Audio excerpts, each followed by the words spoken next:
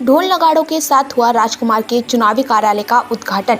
इस मौके पर राजकुमार ने कहा कि राजपुर विधानसभा की जनता बदलाव का मन बना चुकी है और कांग्रेस की सरकार बनने जा रही है। देखिए जन खबर की एक खास रिपोर्ट।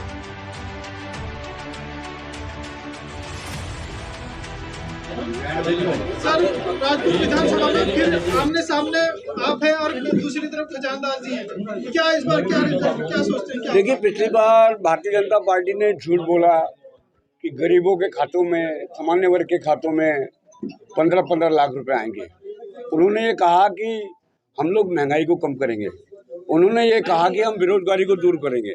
उन्होंने ये कहा कि हम मलिन बच्चों में मालिकाना हक देंगे। उन्होंने ये कहा कि हम विकास कार्य और तेजी से करेंगे। उन्होंने ये कहा कि हम राशन की दुकानों में मिट्टी का तेल, चीनी और सस्ता अनाज देंगे। लेकिन भारतीय जनता पार्टी किसी भी वादे पे पूरी नहीं उतरी। इन्हीं मुद्दों को लेकर हम जनता के बीच में जा रहे हैं। आपने देखा होगा 1400 करोड़ रुपए स्मार्ट सिटी का, पब्लिक का पैसा जो होता है, इन्होंने शहर में बर्बाद करने का काम किया है। जगह जगह सड़क खुदी भी हैं, गलियां खुदी भी हैं। जहाँ पर सड़क की जरूरत नहीं थी वहाँ पर ये इन्होंने डबल सड़क बना दी है, क्योंकि ये राजधानी का शहर है। राजधानी का शहर देहरादून है और देहरादून ही नहीं, पूरे राजधानियों में भारत सरकार से पैसा आता है। यहाँ पैसे की जरूरत नहीं थी। हमने इनको कहा था कि स्मार्ट सिटी बनानी है तो किसी अन्य जगह जाके बनाओ, जहाँ पर एक मॉल बने, जहाँ पर बच्चों का चिल्ड्रन पार्क बने, जहाँ पर बड़े बड़े पिक्चर हॉल बने, जहाँ पर लोग घूमने फिरने की व्यवस्था हो और जहाँ पर लोगों को रोजगार भी मिल रहे, पार्किंग की व्यवस्था हो और टूरिज्म को बढ़ावा देने के लिए एक नया दून बने। लेकिन इन्होंने ऐसा नहीं किया। इन्होंने जहाँ सड़कों की जरूरत नहीं थी वहाँ सड़कें बनाई, जहाँ सीवर की जरूरत थी सीवर डाली, जहाँ पर नाली की जरूरत थी नाली डाली, जहाँ पर अंडरग्राउंड लाइन की जरूरत थी अंडरग्राउंड लाइन डाली। और इसके साथ साथ आप देखो, जो 365 रुपये का गैस सिलेंडर था वो 1000 रुपये का कर दिया है। और इसके साथ साथ महंगाई की देखो, सरसों का तेल, खाद्य पदार्थ, सब्जियाँ जिस अनुपात में बढ़ी है, कभी भी इतनी रेट कभी नहीं बढ़ी। इन सभी बातों को लेकर हम पब्लिक के बीच में जा रहे हैं और बता रहे हैं कि उनके कारण हमें क्या हैं। और हम ये भी बता रहे हैं कि आप ऐसा विधायक चुनो जो आपके बीच का, जो हमेशा आपके साथ अवेलेबल हो, मिल सकता हो। ऐसा ना हो कि किसी के सुख दुख में भी विधायक खड़ा नहीं हो। सर, आप ही के द्वारा, जब आपकी सरकार, कांग्रेस की सरकार थी, तो आपके द्वारा एक मलिन बस्तियों का मुद्दा उठाया गया था। 5 साल गुजर गए, अभी कुछ नहीं हुआ। और आपके भी हमने मलिन बच्चियों का मुद्दा उठाया नहीं था। हमने मलिन बच्चियों को मालिकाना हक देने का शुभारंभ किया था।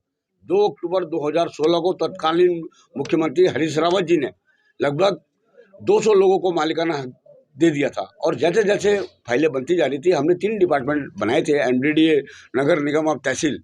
और जैसे जैसे फाइलें सैंक्शन होती जा रही थी, उनको मालिकाना हक हमने देना शुरू करता। लेकिन वर्तमान सरकार ने अतिक्रमण के नाम पे उसको तोड़ने का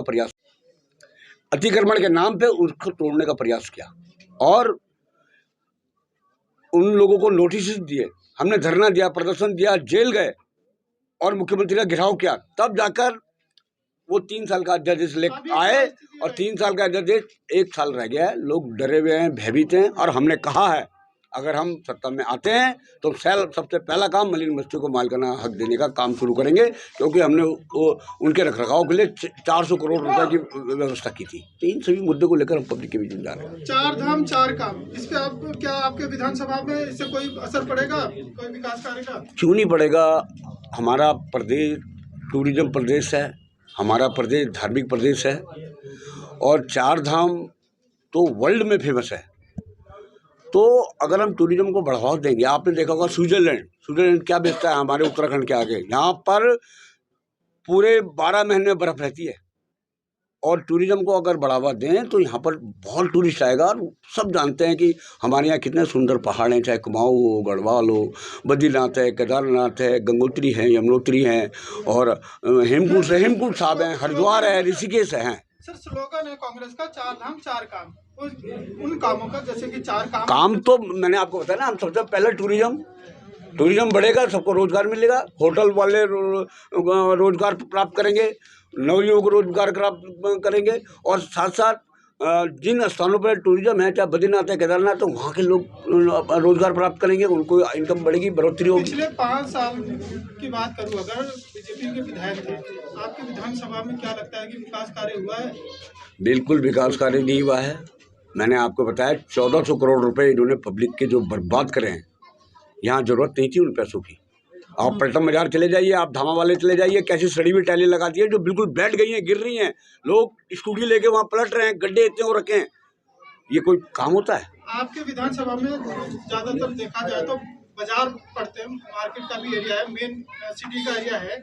क्या लगता है सर कि पिछले 5 सालों में क्या जिस तरीके से होना चाहिए था बाजारों का लेकर और स्मार्ट सिटी लेकर आज तक प्रताड़ित किया गया है। इन्होंने वादा किया था व्यापारी भाइयों को ऋण देंगे, और सब्सिडी वाला ऋण कोई एक पैसा नहीं दिया किसी को सब्सिडी वाला। आपने कहा था कि व्यापारी भाइयों के लिए ऐसी स्कीमें लाएंगे जो इनका उद्योग चल पाएगा। इन्होंने बड़ी बड़ी मीटिंगें करी, उद्योगपतियों को बुलाया, करोड़ों रुपए बर्बाद करे। कैंपा फैक्ट्री आ रही है, अमूल आ रही है, हीरो होंडा आ रही है, मारुति आ रही है, एक फैक्ट्री नहीं आई। और जो फैक्ट्रियां चल भी रही थी उनको भी बंद कर दिया। आपके द्वारा व्यापारियों के लिए कुछ हम व्यापारी भाई हमारे सब साथ हैं। हमने उन्हें कहा है कि इनके जीएसटी का टैक्स हम कम करेंगे, हमारी सरकार सत्ता में आई, क्योंकि स्टेट सरकार का कुछ अधिकार होता है। और इनके जो सब्सिडी वाले लोन हैं, जो ऋण मिलते हैं इनको सब्सिडी वाले, वो उनको भी देने का हम प्रयास करेंगे। जनता से कोई अपील सर? जनता से हम यही रिक्वेस्ट करेंगे कि ऐसा आदमी चुनो जो आपके बीच का हो, आपके सुख दुख में खड़ा होता हो, ढूंढने से नहीं, वो वैसे ही आपके साथ चलता फिरता रहे। और इन महंगाई और जो महंगाई को कम करे, हमने वादा किया है कि हम 900 रुपये का जो सिलेंडर, 1000 रुपये का जो सिलेंडर हो रहा है, हम 500 का देंगे, हमारे घोषणा पत्र में भी है।